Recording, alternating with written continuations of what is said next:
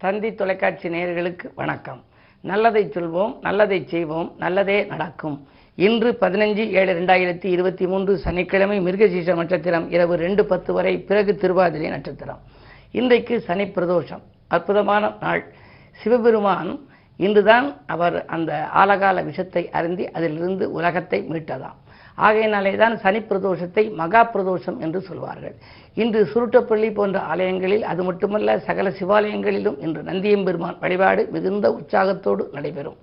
அளவு கடந்த கூட்டம் இப்பொழுது வருகின்றது. மக்களுக்கெல்லாம் பிரச்சனைகள் அதிகமாகிவிட்ட காரணத்தினாலே அர்ச்சனைகள் நிறைய அங்கு வந்து கொண்டிருக்கிறது. இந்த நேரத்திலே நந்திக்கு 9 அபிஷேகம், 11 அபிஷேகம், 21 அபிஷேகம், 51 அபிஷேகம் என்றெல்லாம் செய்வார்கள். இந்த நந்தியிலே திசை மாறிய நந்தியும் இருக்கிறது. நம்ம பக்கம் வாயும் சாமி பக்கம் வாலும் இருக்க நந்தியும் இருக்கு.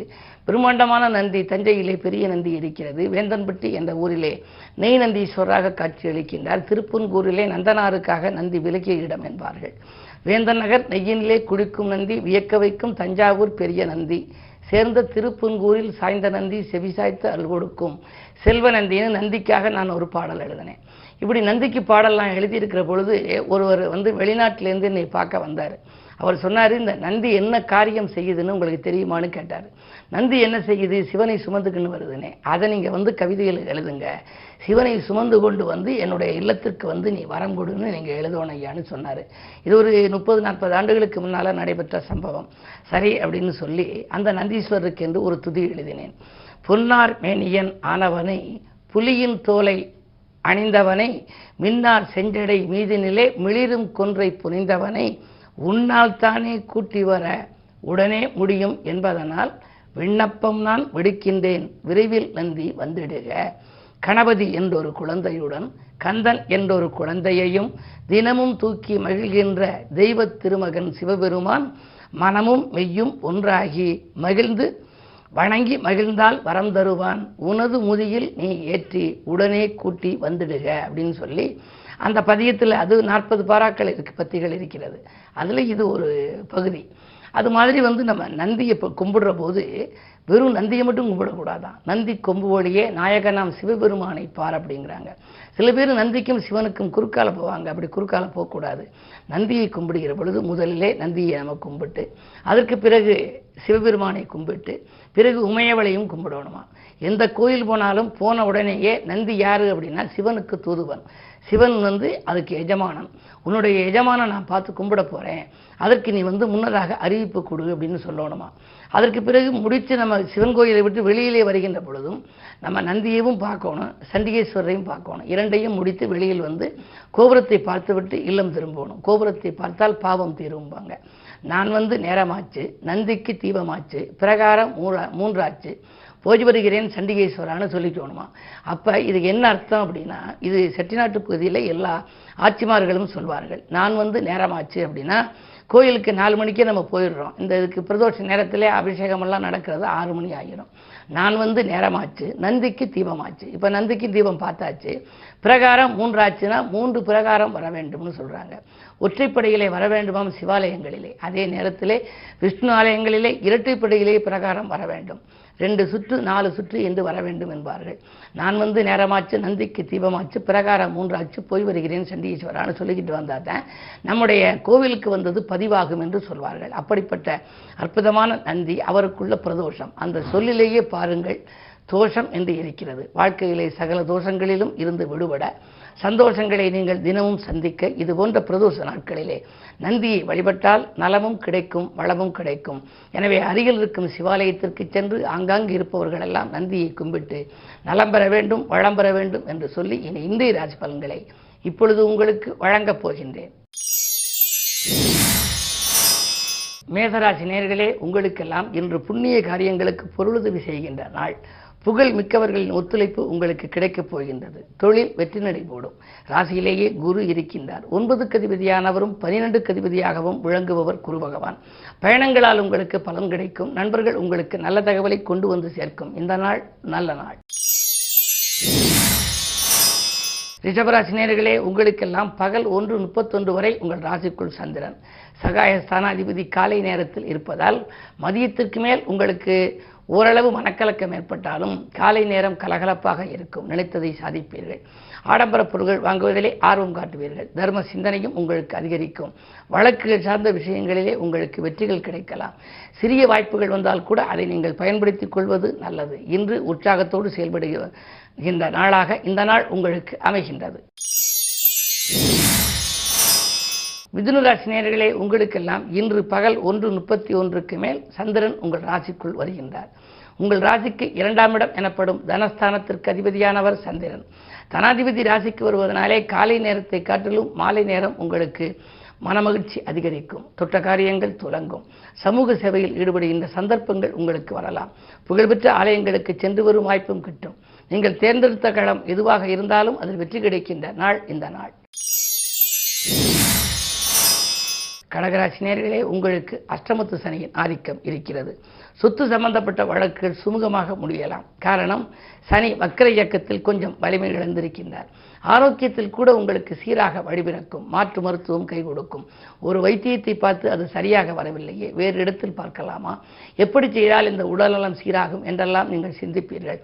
பொதுவாகவே கடகராசி சந்திரனுக்குரிய வீடு என்பதனாலே குண்டூசி அளவு இருக்கும் ஒரு செயலை யானை அளவாக மிகைப்படுத்தி பார்க்கும் ஆற்றல் உண்டு. எனவே குறிப்பிட்டவரை இன்று பிரதோஷ நாள் என்பதனாலே எதிர்மறை சிந்தனைகளை தவிர்த்து நேர்மறை சிந்தனைகளையே நீங்கள் மேற்கொள்வது நல்லது. சிம்மராசி நேயர்களே, உங்களுக்கும் இன்று செவ்வாய் சனி பார்வை. எனவே நீங்களும் இன்று நேர்மறை சிந்தனைகளையே நினைக்க வேண்டும். நினைத்தது நிகழும் நாளாகவே இருக்கிறது. நேசித்தவர்கள் எல்லாம் உங்களுக்கு உதவிக்கரம் நீட்டுவார்கள். 7லே சனி இருப்பதால் இல்லத்திலே ஒரு சுபகாரியம் நடைபெறப் போகின்றது. பொதுவாக 7க்கு அதிபதி 7ல் இருந்தாலே வாழ்க்கை துணை வழியே ஒரு நல்ல தகவல் கிடைக்கும். படித்து முடித்து வேலை இல்லாமல் வாழ்க்கை துணை இருந்தால் அதற்கு வேலை கிடைத்ததற்கான அறிகுறிகள் என்று தென்படும். தவறிப்போன வாய்ப்புகள் மீண்டும் கிடைக்கும் நாளாக இந்த நாள் உங்களுக்கு அமைகிறது. இன்று நீங்கள் மேலும் நந்தியை வழிபட்டால் நல்லது நடக்கும். கன்னிராசி நேயர்களே, உங்களுக்கு அஷ்டமத்திலே குருவும் இருக்கின்றார், ராகுவும் இருக்கின்றார். பொதுவாகவே 8ஆம் இடம் வலுவாக இருந்தாலே ஏதேனும் ஒரு பிரச்சனை இருக்கும், மனக்கவலை இருக்கும். எனவே யாரையும் நம்பி ஏதேனும் பொறுப்பை ஒப்படைத்தால் அது நடைபெறாமல் போகலாம். மேலும் குடும்ப உறுப்பினர்கள் கூட உங்கள் குணமறிந்து நடந்து கொள்ள மாட்டார்கள். பயணங்கள் விரயம் இருக்குமே தவிர ஆதாயம் இருக்காது. எச்சரிக்கை தேவைப்படுகின்ற நாள் இந்த நாள். துலாம் ராசி நேயர்களே, உங்களுக்கெல்லாம் இன்று பகல் 1:30 வரை சந்திராஷ்டமம் இருக்கிறது. உச்சரிக்கும் சொற்களில் உஷாரா இருக்க வேண்டிய நாள். நீங்கள் யாருக்கேனும் நல்லது செய்ய போனால் கூட அது கெடுதலாக தெரியும். எனவே அமைதியாக இருக்க வேண்டும். தானுண்டு தன் வேலையுண்டு என்று இருந்தால் எந்த பிரச்சனையும் ஏற்படாது. அது மட்டுமல்ல, புது முயற்சிகளில் இன்று ஈடுபட வேண்டாம். பயணங்களை கூட நீங்கள் மாற்றி அமைத்துக் கொள்வதே நல்லது. உங்களுக்கு இன்று சனிக்கிழமையும் வருகிறது, சனி பிரதோஷமும் இருக்கிறது. எனவே இன்று மாலையில் அருகில் இருக்கும் சிவாலயம் சென்று நந்தியை வழிபடுவதன் மூலம் நன்மைகளை வரவழைத்துக் கொள்ளலாம். விருச்சிக ராசி நேயர்களே, உங்களுக்கெல்லாம் இன்று பகல் 1:31 மேல் சந்திராஷ்டமம். எனவே ஏதேனும் ஒரு புது முயற்சி செய்வதாக இருந்தால் காலை நேரத்திலேயே செய்துவிடுவது நல்லது. வாக்கு சாதுரியத்தால் உங்கள் நோக்கங்களை எல்லாம் நிறைவேற்றிக் கொள்ளலாம். மதியத்திற்கு மேல் கொஞ்சம் மனக்குழப்பங்கள் அதிகரிக்கும். ஒரு செயலை இப்பொழுது செய்யலாமா, வேறு நாளில் செய்யலாமா என்று சிந்திப்பீர்கள்.